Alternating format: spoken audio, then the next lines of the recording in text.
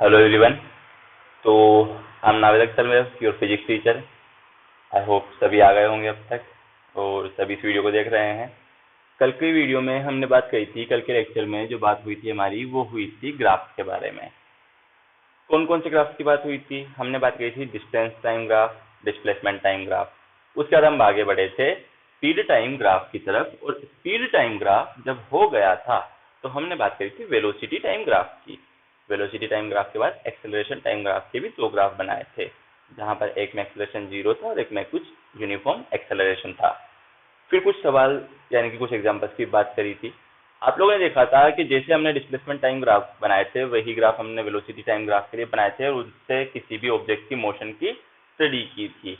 तो आप अब जब नई लैंग्वेज सीख ही चुके हो, ग्राफ से बात करना सीख चुके हैं, तो ये बात आप लोगों को समझ में आनी चाहिए कि अगर हमारे को कोई भी एक ग्राफ दे दिया जाए तो उससे हमें जो भी डेटा पूछा गया है, यानी जो भी सवाल आप लोगों से बात किया जा रहा है, जो कुछ भी वहां पूछा जा रहा है, उस सभी की नॉलेज आपको आनी चाहिए। तो आगे बढ़ जाते हैं अब, और क्या बात करें। सबसे पहले मैं आपको कुछ ग्राफ बना के दूंगा, आपको बताना है। एक सवाल ऐसे हम ले लेते हैं, option number A B C D. कुछ कल जो ग्राफ बनाए थे उनके ऊपर प्रॉब्लम्स को प्रैक्टिस थोड़ा सा कर लेते हैं। तो कौन कौन सी प्रॉब्लम्स है, कैसे प्रैक्टिस करनी है, सभी देख लीजिए। ये इधर वेलोसिटी और टाइम ग्राफ दिया हुआ है, ये इधर डिस्प्लेसमेंट और टाइम ग्राफ दिया हुआ है, और अगर इधर बढ़ोगे आगे तो यहाँ पे एक्सेलरेशन टाइम ग्राफ दिया हुआ है। कुछ ऐसा देख लो यार, कर्व जा रहा है अपना, ठीक है सर। और यहाँ पे एक डिस्प्लेसमेंट टाइम ग्राफ दिया हुआ है, ठीक है। चार ऑप्शन है। इन चारों ऑप्शंस में से आपको ये फाइंड आउट करना है कि कौन से ग्राफ में रिटार्डेशन हो रहा है। अगर आप देखेंगे, आप लोगों ने इसे सवाल करने की कोशिश की होगी, कुछ सोल्व किया होगा, तो आप लोगों को ये आपकी बुक्स वगैरह में मिले होंगे काफी सारे ग्राफ के सवाल। मुझे लगता है कि आप लोगों से बन रहे होंगे, और जो भी डाउट आए आप पूछते चलें। तो देखिए ग्राफ फर्स्ट को देखते हैं। हमसे पूछा रिटार्डेशन कौन शो कर रहा है। आप देख रहे हैं वेलोसिटी क्या हो रही है, इंक्रीज हो रही है, एक्सेलरेशन है, रिटार्डेशन नहीं हो सकता। ये एक्सेलरेशन टाइम ग्राफ है, यानी कि यहाँ पे एक्सेलरेशन क्या हो रहा है, एक्सेलरेशन इंक्रीजिंग, यानी कि नॉन यूनिफॉर्म एक्सेलरेशन बोल सकते हो तुम, वेरिएबल एक्सेलरेशन बोल सकते हो इसको, बट एक्सेलरेशन है। यहाँ पर किसी डिस्प्लेसमेंट टाइम ग्राफ दिया हुआ है, ऑब्जेक्ट का इनिशियल पोजीशन से कुछ डिस्प्लेसमेंट दिया हुआ है, बट टाइम के साथ वो मूव नहीं कर रहा है। इसका मतलब ये ऑब्जेक्ट किस में है, ओरिजिन पे नहीं है, ओरिजिन से कुछ डिस्प्लेसमेंट है उसके पास, बट वो अभी रेस्ट में है विद रिस्पेक्ट टू टाइम, क्योंकि आप देख रहे हैं टाइम बढ़ रहा है मगर डिस्प्लेसमेंट कांस्टेंट है। यहाँ देखो डिस्प्लेसमेंट क्या हो रहा है कि सर डिस्प्लेसमेंट पहले ऑब्जेक्ट ओरिजिन से कुछ डिस्प्लेसमेंट पे है, फिर एक अलग पोजीशन पे, फिर वहां से सर वो मूव कर रहा है टाइम के साथ साथ, तो डिस्प्लेसमेंट कम होता जा रहा है, यानी कि वो रेस्ट की तरफ बढ़ रहा है ऑब्जेक्ट का डिस्प्लेसमेंट। इसका मतलब कि यहाँ पे वेलोसिटी डिक्रीज हो रही है, और वेलोसिटी कब डिक्रीज होती है, तो रिटार्डेशन के टाइम पे। आगे बात समझ में। तो कौन सा ग्राफ रिटार्डेशन शो कर रहा है आप लोगों को, कि सर हमको कर रहा है ऑप्शन नंबर बी वाला ग्राफ। क्या शो कर रहा है, रिटार्डेशन शो कर रहा है। ओके, तो आगे बढ़िए, कुछ और ग्राफ की हम बात कर लेते हैं, ठीक है, करते हैं। देखिए, तो मैं बनाने की कोशिश करता हूँ फिर से कुछ नए ग्राफ, ठीक है, कर लीजिए। देने तो इनको ऐसे ही। अब जो नए ग्राफ हमारे बनने वाले हैं, ये डिस्प्लेसमेंट टाइम, ये भी डिस्प्लेसमेंट टाइम, ये भी डिस्प्लेसमेंट टाइम, ये वेलोसिटी टाइम, ठीक है। ये ऐसे है और ये ऐसे है। इन चारों में से कौन सा ग्राफ पॉसिबल नहीं है कि सर यहाँ पर वेलोसिटी कांस्टेंट है, स्ट्रेट लाइन है, ये वेलोसिटी कांस्टेंट है। इसका मतलब सोचा तुमने, वीडियो पॉज करके सोच लो 2 मिनट कि कौन सा ग्राफ पॉसिबल नहीं है। कि नहीं सर सोचने की जरूरत नहीं, हमारा आंसर आ रहा है कि ये देखो ना, ये पॉसिबल नहीं है। तो ये क्यों पॉसिबल नहीं है कि सर वेलोसिटी कांस्टेंट है, टाइम के साथ वेलोसिटी चेंज नहीं हो रही है, यानी कि यूनिफॉर्म वेलोसिटी है। भाई ये सब पॉसिबल हो सकता है, इसका मतलब ये ग्राफ क्या है, पॉसिबल है। अच्छा ये सर, ये तो अभी देखा था रिटार्डेशन वाला ग्राफ है। सर ये ऑब्जेक्ट रेस्ट में है। फिर ये कि सर किसी पर्टिकुलर टाइम पर ऑब्जेक्ट का डिस्प्लेसमेंट कैसा है, बहुत ज्यादा है। इसका मतलब ये वाला ग्राफ पॉसिबल नहीं है, इनफिनिट डिस्प्लेसमेंट बता रहा है ना वो। तो आई बात समझ में यहाँ से, यानी कि यहाँ पर भी सी ऑप्शन पॉसिबल नहीं है। चलिए ठीक है, यानी कि कुछ कुछ आने लगा है। हाँ सर इतना समझ में आया है, और आने भी लगा है। तो और ग्राफ की बात कर लें फिर हम लोग। एक ग्राफ ऑप्शन देते चलते हैं तुम्हें, ठीक है। इसमें आपको ये बताना है, इसमें आपको ये बताना है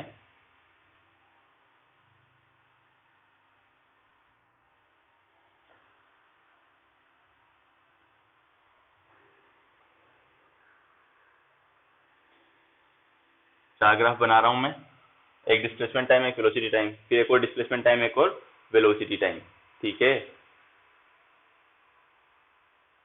इसलिए ये ग्राफ लगभग एक जैसे ही रहे हैं, सभी में कर्व है।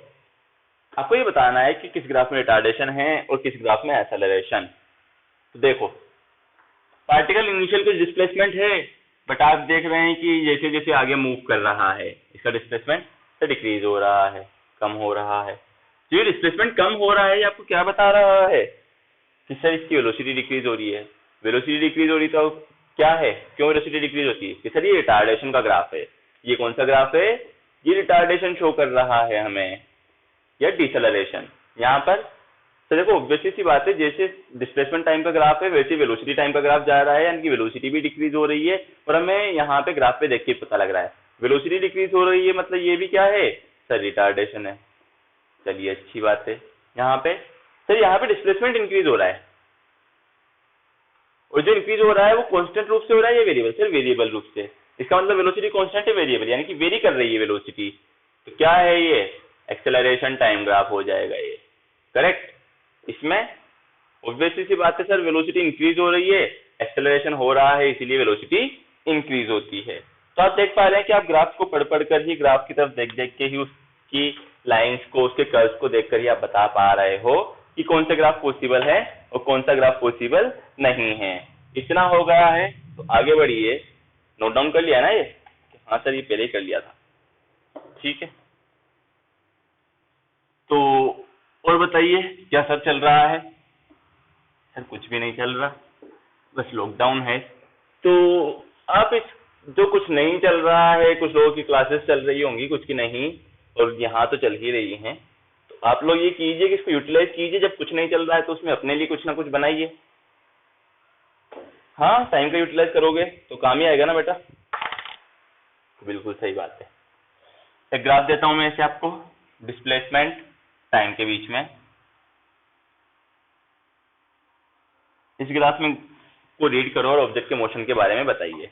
इस ग्राफ को क्या कीजिए, रीड कीजिए और ऑब्जेक्ट के मोशन के बारे में बताना है। यहाँ क्या दिया हुआ है, डिस्प्लेसमेंट। एक्स एक्सिस पे क्या दिया हुआ है सर, टाइम दिया हुआ है। देख रहे हो पहले डिस्प्लेसमेंट कांस्टेंट रूप से, स्ट्रेट लाइन है, यानी कांस्टेंट रूप से क्या हो रहा है, इंक्रीज हो रहा है। यानी कि ऑब्जेक्ट किसमें, यूनिफॉर्म वेलोसिटी में है। कहां से, ओरिजिन से लेके कहां तक सर, पॉइंट ए तक। ओके, और पॉइंट ए के बाद क्या हो रहा है, पॉइंट ए के बाद उसका डिस्प्लेसमेंट सडनली डिक्रीज हो रहा है, यानी कि वो क्या कर रहा है, वापस ओरिजिन की तरफ जा रहा है। तो पॉइंट ए से ओरिजिन की तरफ जब वो गया, ठीक है, पॉइंट ए से ओरिजिन की तरफ जब वो गया तो उसकी वेलोसिटी क्या हो रही है सर, डिक्रीज हो रही है। कांस्टेंट रूप से, हाँ कांस्टेंट से। तो क्या वेलोसिटी ओ से ए के दौरान, यानी कि जब वो ओरिजिन से पॉइंट ए तक गया था उस टाइम मान लीजिए वेलोसिटी v1 थी, और पॉइंट ए से बी तक गया जब वेलोसिटी v2 थी।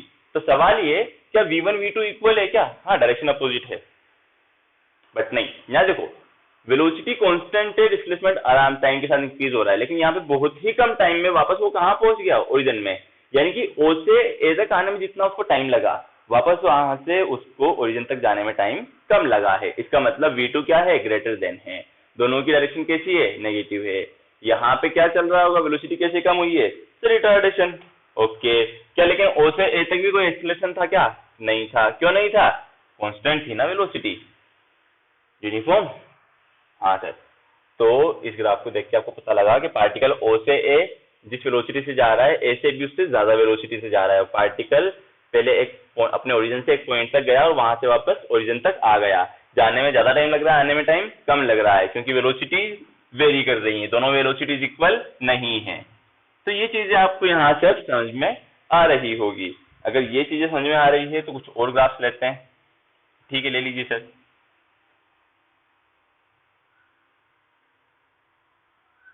Velocity time graph, particle A, particle B.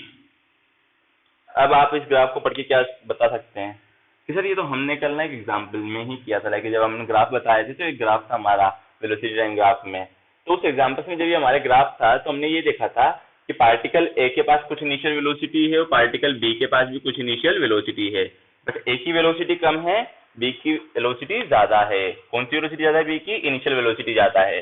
But जैसे ही पार्टिकल मोशन स्टार्ट कर रहे होते हैं, लेकिन टाइम के साथ में जब वो इनिशियल वेलोसिटी से मूव कर रहे थे, तो जैसे एक्सेलरेशन स्टार्ट होता है टाइम के साथ, तो पार्टिकल ए का एक्सेलरेशन ज्यादा है with respect to particle B के एक्सेलरेशन से।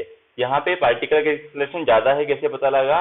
इसे देखिए ना, वेलोसिटी की जो चेंज होने की रेट है वो ए की ज्यादा है और बी की कम है। तो होपफुली अब ये भी हो चुका है, आगे बढ़िए और बात करते हैं। तो इस तरीके से आप अपने घर पे बैठ के ग्राफ को सोल्व करते रहिए और जो भी डाउट आए पूछ सकते हैं। अब अगर हम थोड़ा और आगे बढ़े और आप लोगों से बात करें कि क्या बात करनी है कि आप लोग काइनेमेटिक्स में अब तक क्या क्या पढ़ चुके हैं, एक बार थोड़ा सा रिपोर्ट करते हैं। सर हम लोगों ने रेस्ट ऑफ मोशन के बारे में पढ़ा, distance, displacement, speed, velocity, acceleration, instantaneous speed, instantaneous velocity, average speed, average velocity, instantaneous acceleration, average acceleration, uniform acceleration, non uniform acceleration, variable velocities, constant velocities, uniform motion, non uniform motion. कि हाँ sir, अच्छा और आगे बढ़े, equation of motion पढ़ा, graph पढ़ा। अब अगर हम आगे बढ़ते हैं तो हमने एक दिन बात करी थी, आप लोगों को अगर रिकॉल कर पा रहे हो आप तो मुझे याद है, एक दिन लास्ट में जाते जाते बात करी थी कि मोशन अंडर ग्रेविटी कैसे हो रही होती है कोई भी पार्टिकल। पहली बात, ये काइनेमेटिक्स में अभी तक जो भी हमने पढ़ा स्ट्रेट लाइन मोशन के लिए पढ़ रहे हैं, कि रेक्टिलिनियर मोशन के लिए, यानी कि एक ही लाइन में जो मोशन हो रही है। तो अभी तक जो भी इक्वेशंस हम यूज कर रहे थे कौन कौन सी? Sir v is equal to u plus a t, s is equal to u t plus half a t square and v square is equal to u square plus 2as। पर एक fourth equation निकाली थी, s n is equal to u plus a by two into 2n minus 1। आ गया याद? जी हाँ sir, बिल्कुल आ गया। ये तीनों इक्वेशंस, ये चारों इक्वेशंस जो हमने पढ़ी वो किसके लिए पढ़ी? स्ट्रेट लाइन मोशन के लिए। मगर वो ऑब्जेक्ट मोशन कहाँ कर रहा था? सर वो ग्राउंड पे मोशन कर रहा था, ठीक है। मगर अब जो हम मोशंस को पढ़ने वाले हैं वो कौन सी मोशंस के लिए पढ़ने वाले हैं? सर स्ट्रेट लाइन के लिए पढ़ने वाले हैं, मगर डायरेक्शन वर्टिकल में होगी, ग्राउंड पे नहीं होगी। ग्राउंड से अप और डाउन के लिए बात करेंगे, यानी कि या तो किसी ऑब्जेक्ट को ग्राउंड से ऊपर की ओर भेजा जाए स्ट्रेट लाइन में वर्टिकली, या फिर किसी ऑब्जेक्ट को किसी हाइट से ग्राउंड पे भेजा जाए वर्टिकली। तो यहाँ पे हमने देखा था कि हमारे पास एक्सेलरेशन ए लग रहा होगा और यहाँ पे सारे एक जी से चेंज हो जाएंगे, यानी कि एक्सेलरेशन ए जो लग रहा है वो ग्राउंड पे क्या लग रहा होता है? लाइक ग्राउंड के अगेंस्ट जब जा रहे होते हैं सर के acceleration due to gravity, correct. वो ग्रेविटेशन फोर्स जो आपको अर्थ की तरफ अट्रैक्ट करता है। तभी तो कोई भी ऑब्जेक्ट आप किसी हाइट से छोड़ रहे होते हैं वो सीधे नीचे जाके गिर रहा होता है। ट्राई कर सकते हो, खुद मत गिरना, छोटे भाई बहन को मत गिराना। कोई भी एक बॉल ले लेना, वहां से उसको एक हाइट पे जाना, यानी छत पे चले जाना, अपनी ड्रॉप करना। आप उसको ड्रॉप करोगे तो क्या पता लगेगा कि वो नीचे आ रही होती है, भाई न्यूटन वाली कहानी। हाँ सर बिल्कुल। तो जब वो नीचे आ रही है तो उसको नीचे लाने के लिए रेस्पॉन्सिबल कौन है? Sir acceleration. किसका acceleration? Sir attraction of earth. वो क्या होता है? Gravitational force of earth. अच्छा, तो उसमें एक्सेलरेशन कितना लगता है? Sir acceleration due to gravity g, जिसकी वैल्यू क्या है?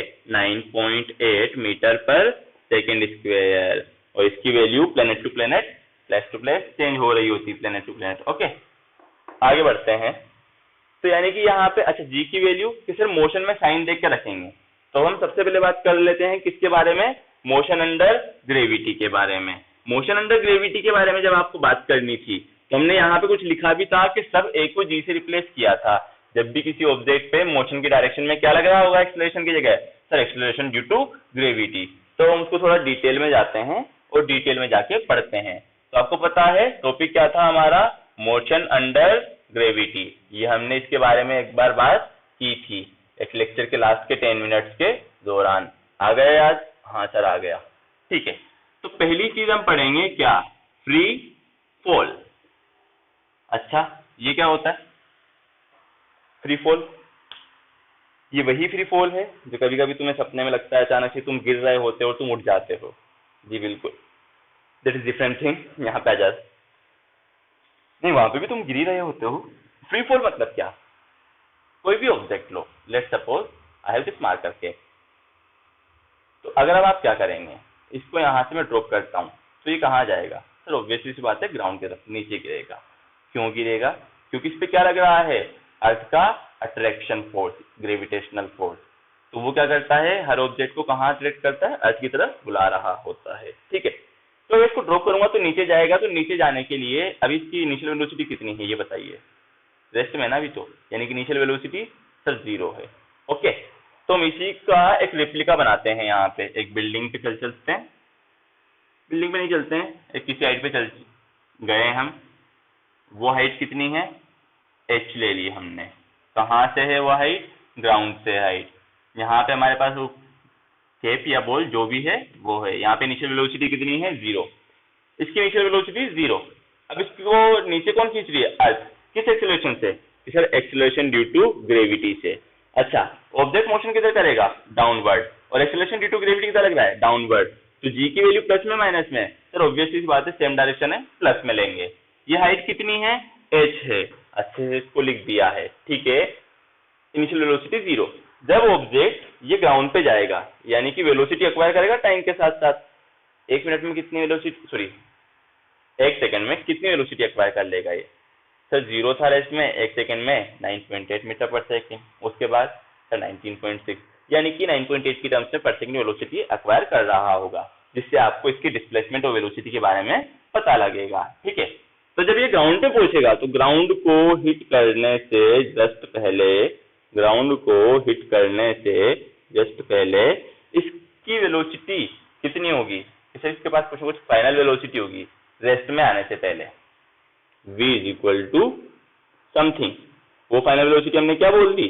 v बोल दी है। ओके, आया समझ में? जब भी फ्री फॉल हो रहा है इनिशियल वेलोसिटी कितनी आएगी? 0।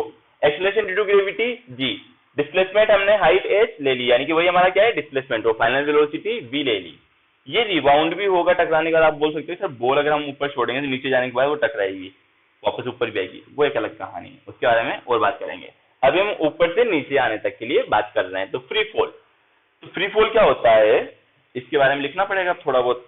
तो फ्री फॉल के लिए लिखिए आप लोग, मैं बोल देता हूं कि when an object is dropped from a certain height h from the ground, when an object is dropped from a certain height h from the ground, initially it is in rest, so its initial velocity is 0. Initially it is in rest, so its initial velocity is 0, and acceleration due to gravity acts in the direction of motion, so we will put its value as plus g. Okay, and it will have some final velocity v before touching the ground. Okay, so now we can rewrite the equations of motion. कैसे लिखेंगे? Replica बनाते हैं आप लोग। इधर लिखता हूं मैं normal equation of motion, v is equal to u plus a t. Second लिख देता हूं मैं s is equal to u t plus half a t square. Third लिख देता हूं मैं v square is equal to u square plus 2as। Fourth लिख देता हूं मैं u plus a by 2 into 2n minus 1। बन गया? v तो फाइनल वेलोसिटी है, u की जगह क्या पुट करना है? 0 पुट करना है। a की जगह क्या पुट करना है? g पुट करना है। और h की जगह क्या पुट करना है? h पुट करना है। मिल गया? हाँ सर मिल गया।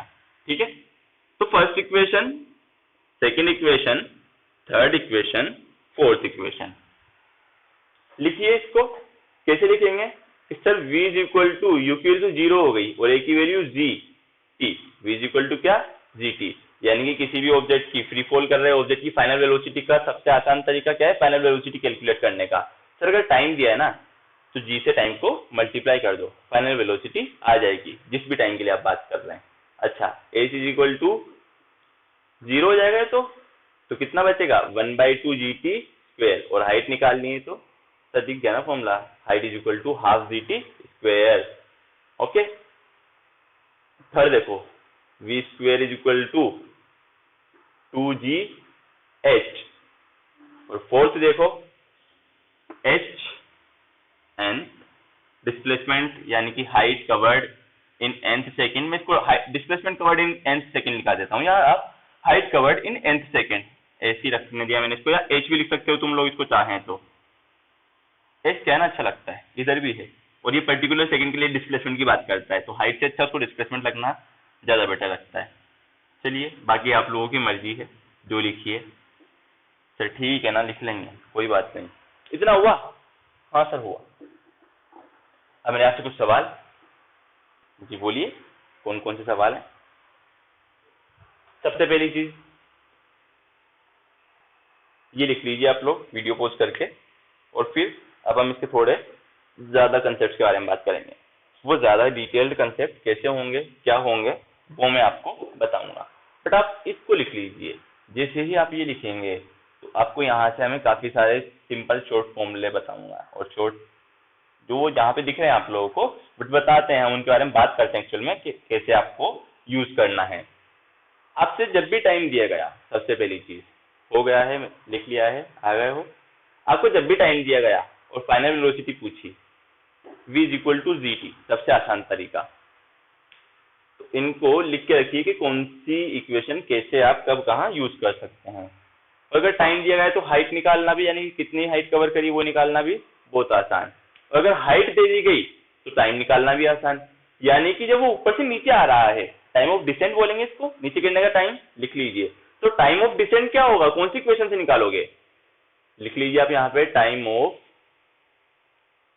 डिसेंट, डिसेंडिंग टाइम, नीचे गिरने का टाइम, टाइम ऑफ डिसेंट अगर आपको निकालना है। वेलोसिटी निकालने के लिए तो लिख ही चुके हो कि sir v equal to g t. Time of descent निकालना है तो कैसे करेंगे? By equation 2, h is equal to half g t square, तो t इज इक्वल टू क्या sir? Under root 2h by g. Correct है? हाँ सर करेक्ट है।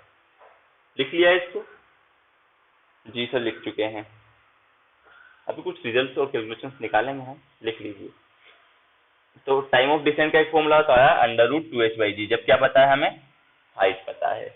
और जब हाइट पता नहीं होगी तो क्या होगा, देख लेते हैं सर, कुछ ना कुछ तो होगा ही सही।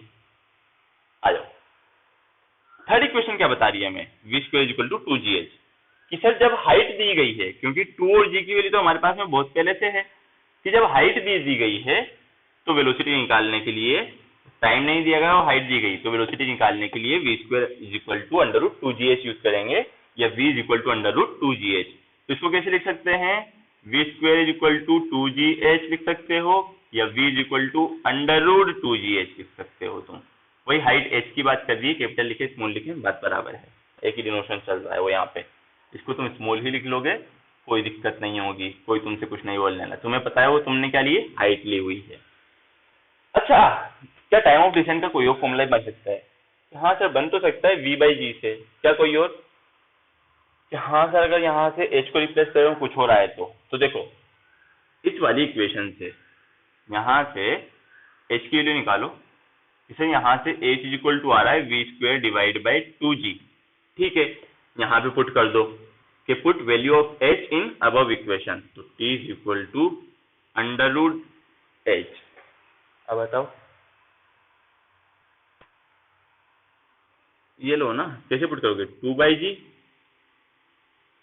ठीक है, अंडर रूट है ना, तो v square divide by 2g की पावर 1/2। ठीक है, समझ गए? हाँ सर, h के ऊपर अंडर रूट था तो वो लगा दिया। अच्छा v क्या बचेगा सर? सिर्फ v ही बचेगा। ओके, तो t is equal to 2 divide by 2 into g square under root में, और बाहर क्या बचा? Into v। ठीक है, इसको सोल्व करो। सर देखो ये सीधे सीधे निकल गया, t is equal to v by g. तो टाइम ऑफ डिसेंट क्या हुआ sir? t is equal to v by g, यहीं से आ रहा है और यहां से भी आ रहा है। देखिए t is equal to under root 2h by g, h की वैल्यू पुट करी। तो अब ये क्या है? टाइम ऑफ डिसेंट, और ये भी क्या है? टाइम ऑफ डिसेंट, और ये क्या है? Final velocity. ये भी क्या है? फाइनल वेलोसिटी, और ये क्या है सर? Height covered. इतनी कहानी समझ में आई? ये सब चीजें क्लियर हुई? यहां से ये चीज वापस प्रूफ हो गई। इस इक्वेशन और इक्वेशन एक ही है, कुछ नहीं करा था, h की वैल्यू रिप्लेस कर दी थी। आगे बढ़ो, बात करें मोशन अंडर ग्रेविटी में और कितने ऑप्शंस पॉसिबल हैं, ऑब्जेक्ट और कितने तरीके से मोशन कर सकता है। तो तुम लोग देख पा रहे होंगे कि सर अभी तो बात कही थी, अगर अब फ्री फॉल हो जाएगा तो फ्री फॉल के बाद किसकी बात करने जाएंगे हम लोग, फ्री फॉल के बाद we will talk about, free fall के बाद we will talk about when object is projected vertically upward. Free fall के बाद हम क्या बताएंगे, हम ये बताएंगे कि सर जब ऑब्जेक्ट को ऊपर भेजा जाएगा तो क्या सीन होगा। ठीक है, हाँ सर ठीक ठीक ही लग रहा है अभी तक तो इसको नोट डाउन करने के बाद में अब आप लोग आ जाइए, हाँ न्यूमेरिकल्स करेंगे discuss, do not worry about that. वो भी हमारे मैकेनिक्स का सबसे इंपॉर्टेंट पार्ट ही वही है, मैकेनिक्स की जो सबसे जरूरी चीज है वो क्या है सर, न्यूमेरिकल्स है। क्योंकि मैकेनिक्स में क्या थ्योरी पूछने वाला तुमसे, बहुत कम थ्योरी पूछेगा। मैकेनिक्स में अगर कोई तुमसे पूछेगा तो वो होते हैं सिर्फ सवाल, ये दुनिया तुमसे सवाल पूछती रहेगी, तुम्हें कभी छोड़ने वाली नहीं है। आगे आ जाइए, तो दूसरा केस लिखिए, क्या लिखेंगे कि sir when object is projected vertically upward, free fall तो हो गया, दूसरा क्या, when object is projected vertically upward.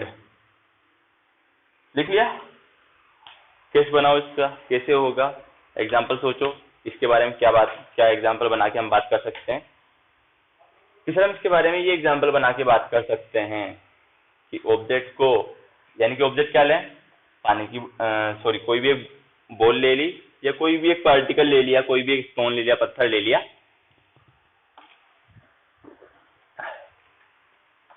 तो आपने जो भी लिया पार्टिकल, बॉल, जब उसको ग्राउंड से फेंकेंगे, ये ग्राउंड बना दिया कि हाँ सर बन गया ना, जब ग्राउंड से फेंकेंगे आप इसको तो उसके बाद कुछ इनिशियल वेलोसिटी u होगी, हाँ होगी, नहीं तो ऊपर ही कैसे जाएगा। फिर क्या होगा, वो ऐसे ऊपर जाने लगेगा, लेकिन हम देखते हैं कि वो एक सर्टेन हाइट पे जाने के बाद रुक जाता है।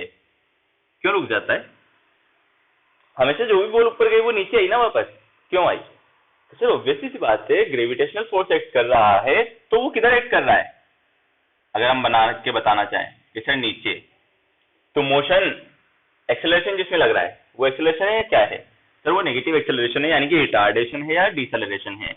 कितना लग रहा है सर, जी ही लग रहा है, बट मोशन किधर हो रही है, ऊपर की डायरेक्शन में। अगर ऊपर वाले पॉजिटिव लिए तो ए को क्या लेना पड़ेगा, नेगेटिव। क्यों लेना पड़ेगा सर, डायरेक्शन चेंज हो रही है। ये डिस्टेंस जो इसने कवर करी वो क्या बोलेंगे सर, हाइट h बोल दी जाएगी। आया समझ में, ऑब्जेक्ट को ग्राउंड से फेंका इनिशियल वेलोसिटी u से, एक्सेलरेशन कितना लग रहा है, -g लग रहा है, फाइनल वेलोसिटी कितनी हो गई, 0 हो चुकी है। गॉट दैट, हाँ सर गॉट दैट।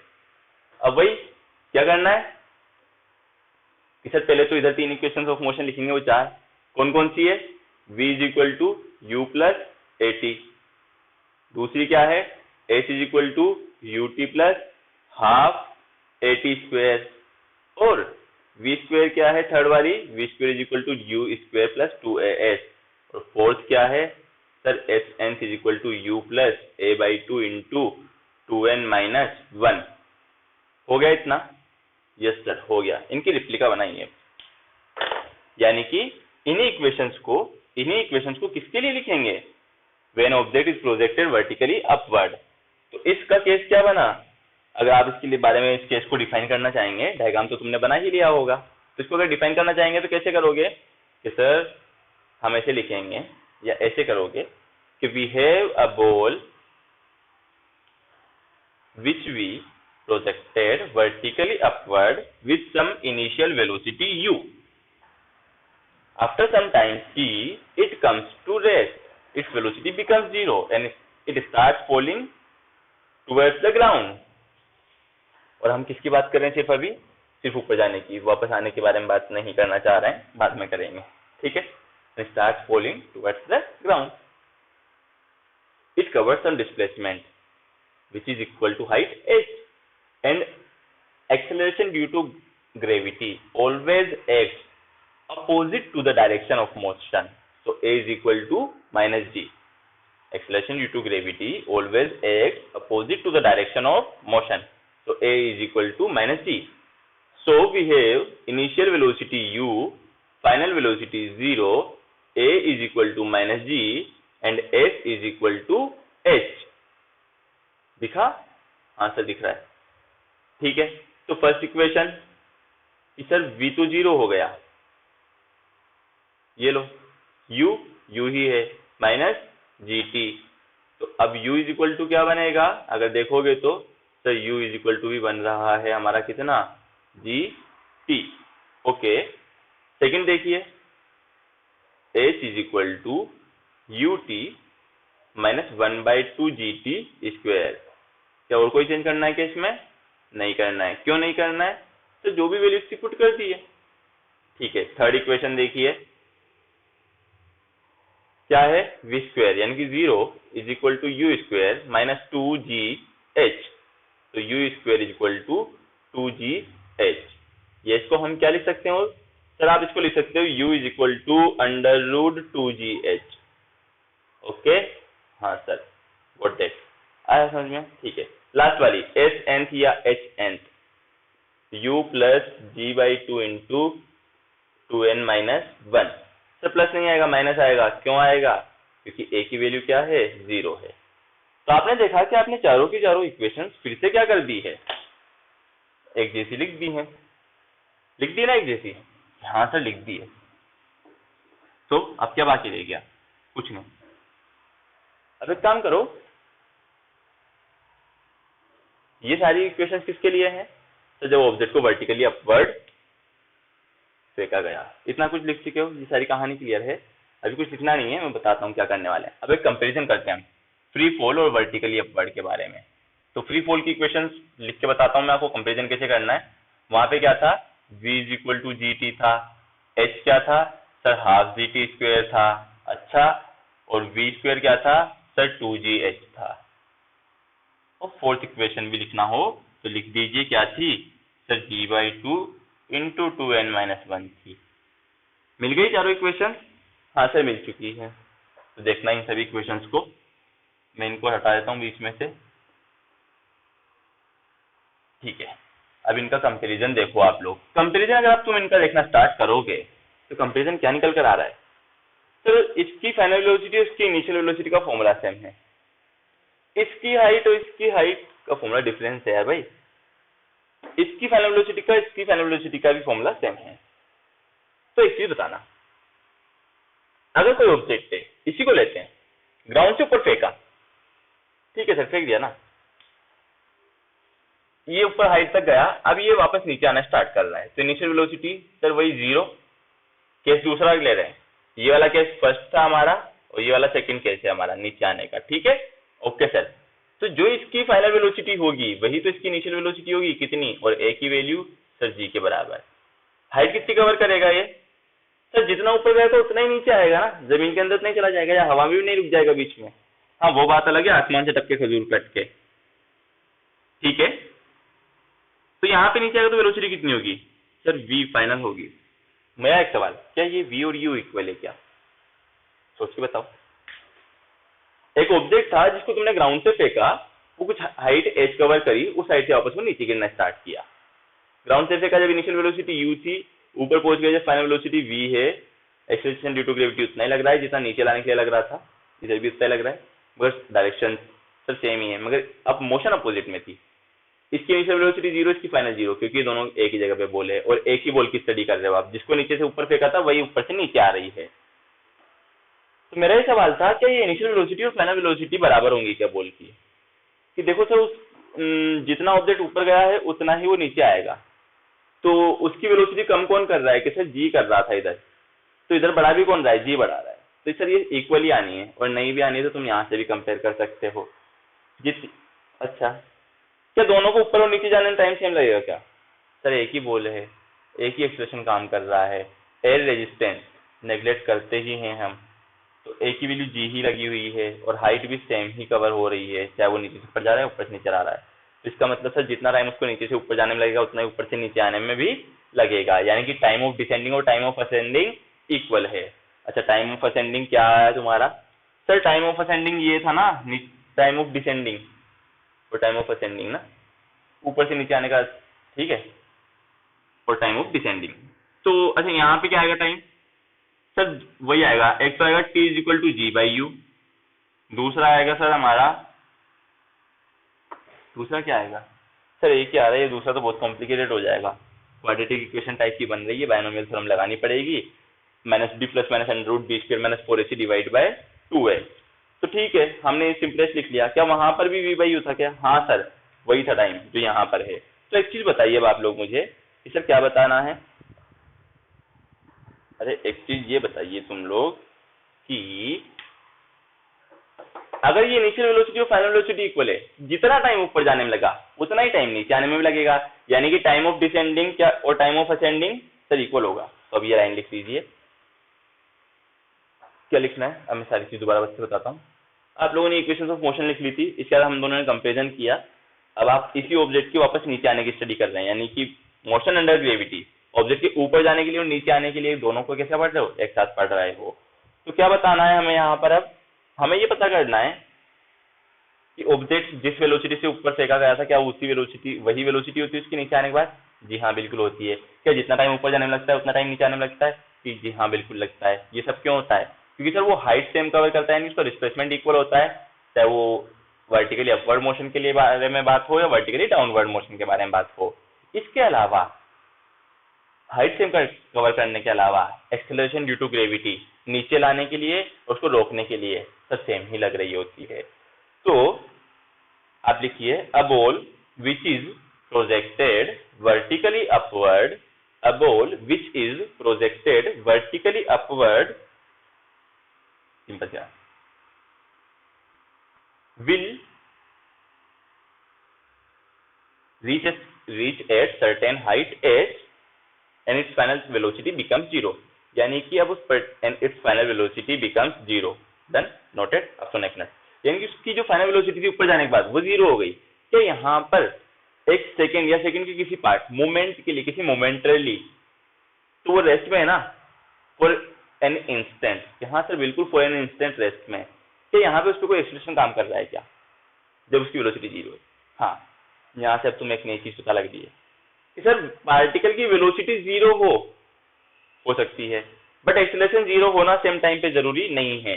केस तुम्हारे सामने कि जब नीचे से ऊपर गया एक ही ए तो हमेशा एक्ट करेगा, बट सेकंड के किसी हिस्से के लिए तो यहाँ पे उसकी वेलोसिटी 0 हो गई। तो a particle can be at rest with some acceleration. Example done, आगे बढ़ो, लिख लेना इस लाइन को कहीं ऊपर जो जगह छोड़ी हुई होती है। So its final velocity becomes 0. Acceleration due to gravity always acts on it, and then it again starts falling down and reach on the ground with the same velocity, with which it was initially projected, because it covers equal height. Simple हो गया, क्योंकि नीचे से ऊपर जितनी height गया उतना ही ऊपर से नीचे हाइट कवर करेगा। जितनी हाइट, अरे जहां तक पहुंचेगा उतना ही तो नीचे आएगा, तो हाइट तो सेम ही रहेगी, डिस्प्लेसमेंट सेम रहेगा, इनिशियल फाइनल पॉइंट सेम है। आगे बढ़ो, time of descending will be equal to time of ascending which is equal to u by g, sorry that was by mistake, which is equal to u by g। अच्छा, अब आपसे हम पूछें कि time of flight क्या होगा। अब time of flight क्या होता है, कुछ लोगों के मन में ये सवाल होगा। तो टाइम ऑफ फ्लाइट की अगर हम बात करने वाले हैं तो टाइम ऑफ फ्लाइट क्या हो सकता है? सर वो टाइम कौन सा टाइम? वो टाइम जिस टाइम के लिए ऑब्जेक्ट किस में रहे? हवा में रहे। यानी कि जब उसको तुमने ग्राउंड से फेंका, ऊपर पहुंचा, वेलोसिटी 0 हुई, फिर नीचे आना स्टार्ट किया, तो इस दौरान वो ग्राउंड पे तो नहीं था, यानी कि हवा में था। तो time of flight is the time for which object which was projected vertically upward remains in air. Okay, क्या होगा?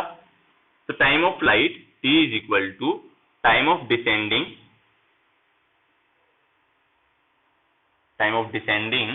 प्लस टाइम ऑफ असेंडिंग, कि सर ऊपर जाने का टाइम और नीचे आने का टाइम हो गया है इतना। तो क्या है टाइम ऑफ असेंडिंग और time of descending? Sir u by g, v by g, और दोनों वेलोसिटी v और u तो इक्वल ही थी ना, कि हाँ सर आई थी, v is equal to u आई थी, यानी कि उसकी जिस वेलोसिटी फाइनल वेलोसिटी और इनिशियल वेलोसिटी कैसी थी, ग्राउंड पे जिस वेलोसिटी से ग्राउंड पे ऊपर से गया उसी वेलोसिटी से वापस वो नीचे आ गया ग्राउंड पे, तो u by g plus u by g, तो time of flight is equal to क्या सर 2u बाई जी। आसान है बिल्कुल, ये तरीका होता है टाइम ऑफ फ्लाइट निकालने का। तो इतनी सारी बात हो चुकी है, देखिए अब आप लोग वीडियो पॉज कीजिए, इस सबको नोट डाउन किया होगा आप लोगों ने, और बहुत ज़्यादा समझाने की बात है नहीं अब यहाँ पे, और आपके डाउट्स पूछ लीजिए। अब अगर हम यहाँ पे बात करें, कि हमने आज दोबारा एक बार रिकॉल कर लेते हैं क्या क्या पढ़ा। हमने स्टार्टिंग में ग्राफ की कुछ प्रॉब्लम्स सोल्व करी, करेक्ट? हाँ सर बिल्कुल करी। ग्राफ की कुछ प्रॉब्लम्स को सोल्व करने के बाद में हमने क्या किया सर? ग्राफ की कुछ प्रॉब्लम्स को सोल्व करने के बाद में हमने ऑब्जेक्ट की मोशन अंडर ग्रेविटी स्टडी की, ठीक है? उस मोशन अंडर ग्रेविटी में तुम लोगों ने क्या क्या स्टडी की, तो तुम देख पाओगे कि सर हमने ऑब्जेक्ट का फ्री फॉल स्टडी किया, यानी कि जब उसको किसी सर्टेन हाइट से ग्राउंड पे गिराते हैं तो, ओके। और क्या स्टडी किया सर? फिर हमने दूसरा केस स्टडी किया जब ऑब्जेक्ट को ग्राउंड से ऊपर फेंका जाता है। फिर हमने एक और बात करी कि ग्राउंड से ऊपर फेंकने के बाद वो जब वापस नीचे आता है तो उस केस की बात करी। यहाँ पे क्या क्या नई चीजें पता लगी वो देखो, जैसे जितना टाइम बॉल को ग्राउंड से ऊपर जाने में लगता है उतना ही टाइम बॉल को ऊपर से वापस ग्राउंड में आने पर लगता है। ऐसा क्यों होता है?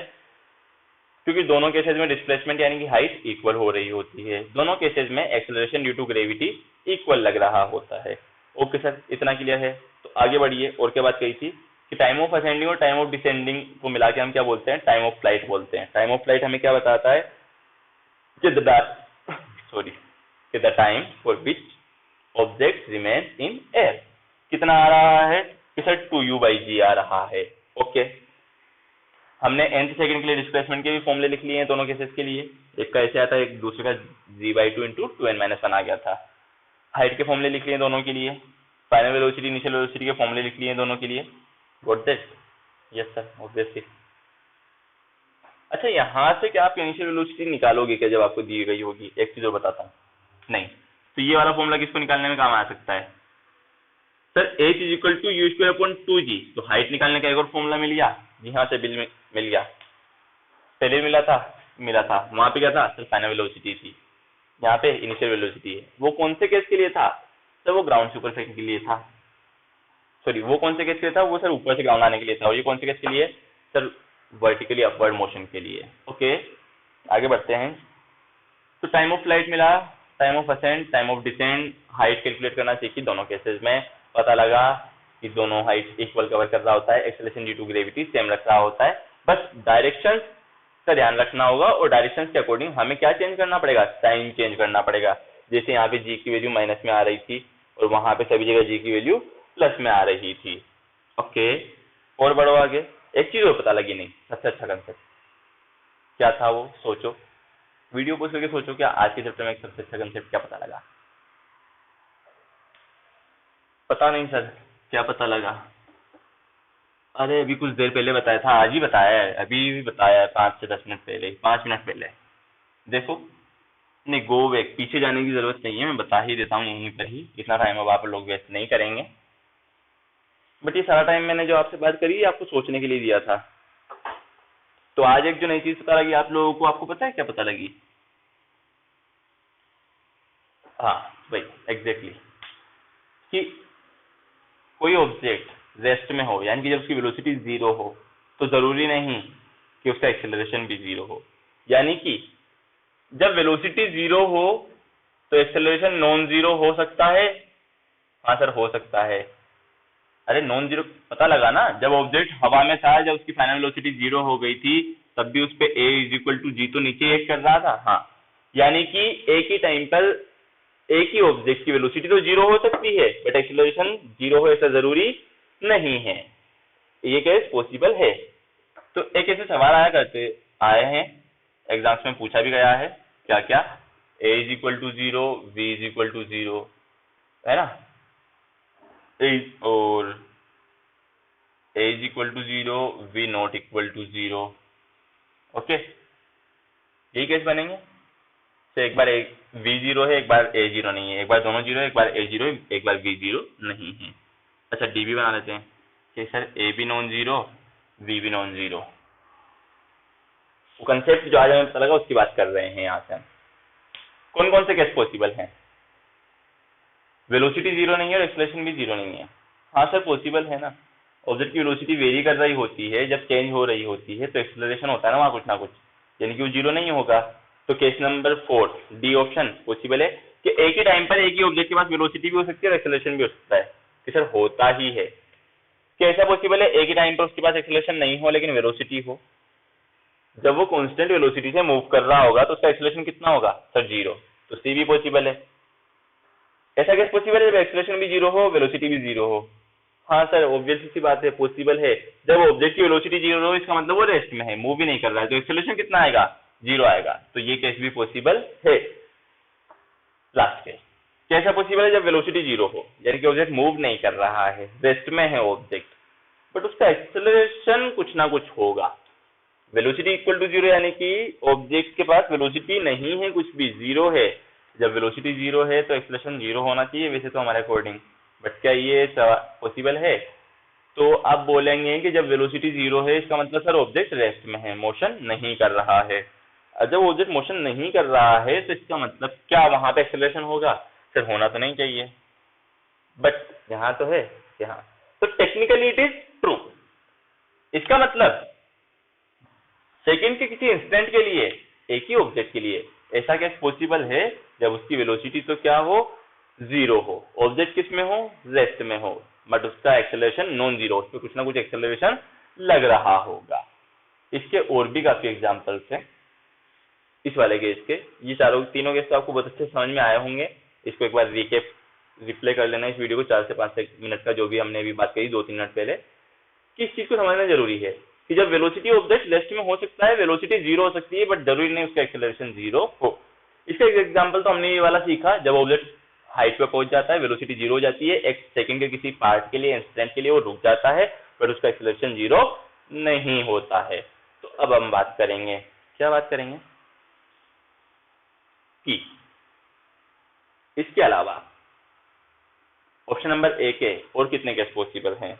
तो इसके लिए आप लोगों को सोचने का टाइम दिया जा रहा है और आप इसको कमेंट्स करके या मुझे बता भी सकते हैं कि सर इसके अलावा इस केस में, इस वाले केस में इसके अलावा और कितने केस पॉसिबल हैं, यानी कि ऐसे कौन कौन से केस है जहां वेलोसिटी जीरो हो और एक्सेलरेशन नॉन जीरो हो।